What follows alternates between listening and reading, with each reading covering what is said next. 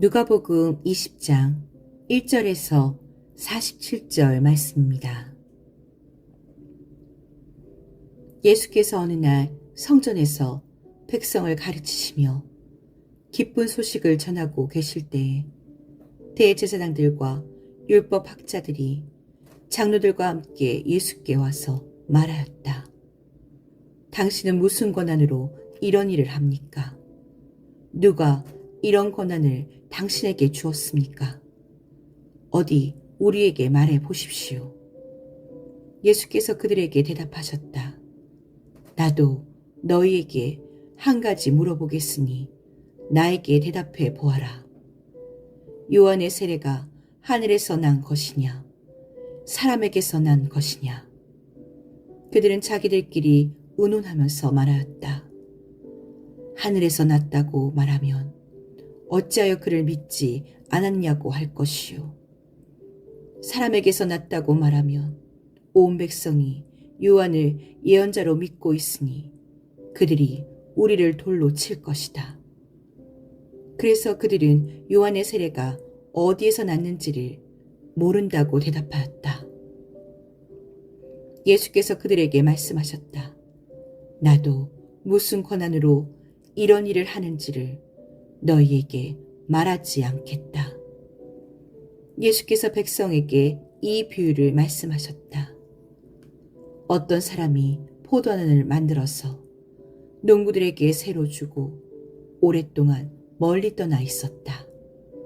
포도를 거둘 때가 되어서 포도원 주인은 포도원 소출 가운데서 얼마를 소작료로 받아오게 하려고 종 하나를 농부들에게 보냈다. 그런데 농부들은 그 종을 때리고 빈손으로 돌려보냈다. 주인은 다른 종을 보냈다. 그랬더니 그들은 그 종도 때리고 모욕하고 빈손으로 돌려보냈다. 그래서 주인이 다시 세 번째 종을 보냈더니 그들은 이 종에게도 상처를 입혀서 내쫓았다.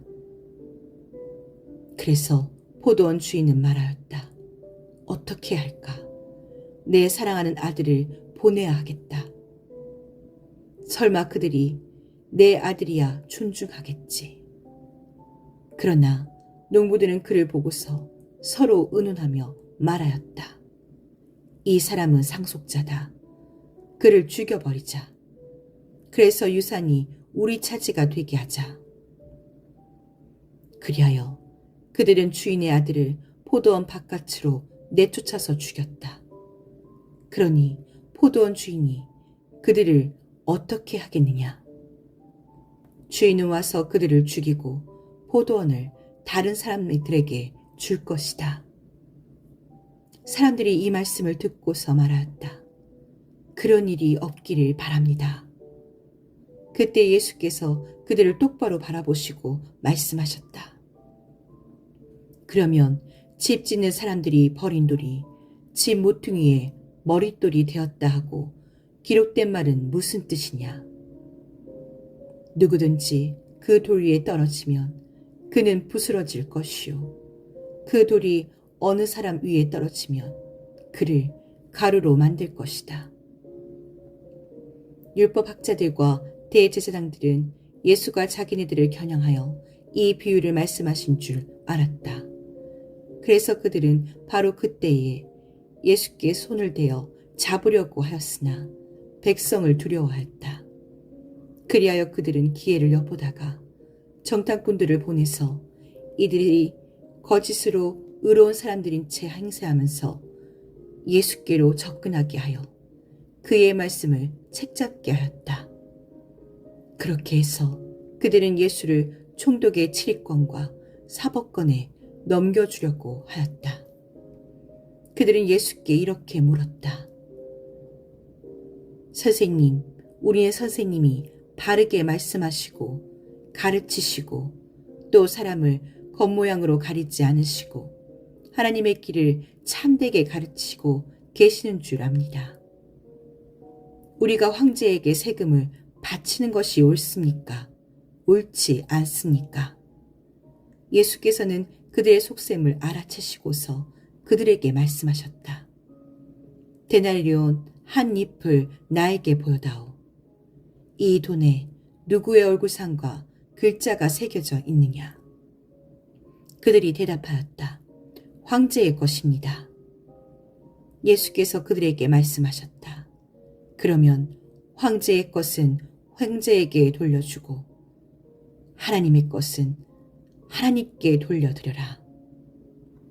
그들은 백성 앞에서 예수의 말씀을 책잡지 못하고 그의 답변에 놀라서 입을 다물었다. 부활이 없다고 주장하는 사두개파 사람 가운데 몇 사람이 다가와서 예수께 물었다.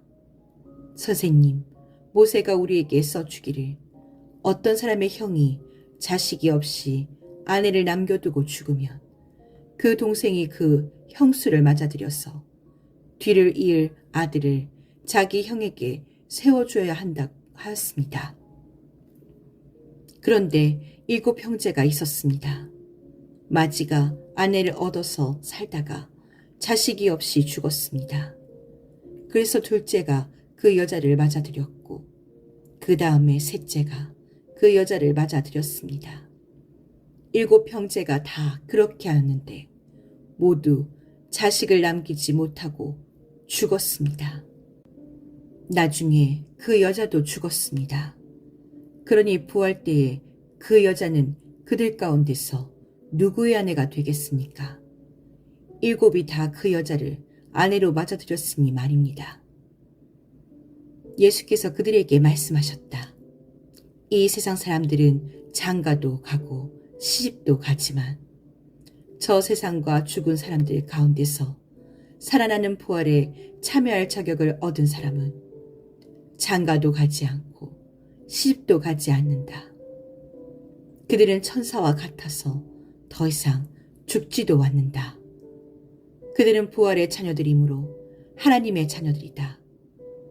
죽은 사람들이 살아난다는 사실은 모세도 가시나무 떨기 이야기가 나오는 대목에서 보여주었는데 거기서 그는 주님을 아브라함의 하나님, 이삭의 하나님, 야곱의 하나님이라고 부르고 있다. 하나님은 죽은 사람들의 하나님이 아니라 살아있는 사람들의 하나님이시다. 모든 사람은 하나님과의 관계 속에서 살고 있다. 이 말씀을 듣고서 율법학자 가운데 몇 사람이 말하였다. 선생님, 옳은 말씀입니다. 그들은 감히 예수께 더 이상 질문을 하지 못하였다.